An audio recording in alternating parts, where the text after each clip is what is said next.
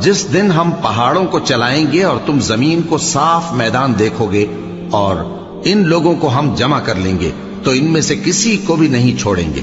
اور سب تمہارے پروردگار کے سامنے صف باندھ کر لائے جائیں گے۔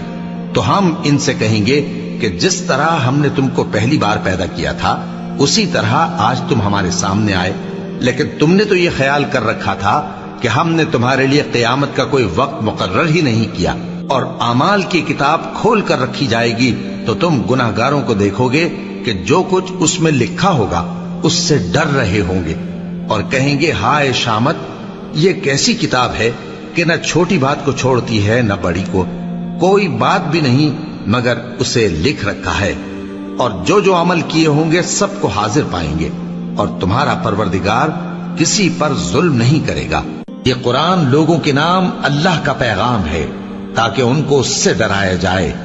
اور تاکہ وہ جان لیں کہ وہی اکیلا معبود ہے، اور تاکہ اہل عقل نصیحت حاصل کریں۔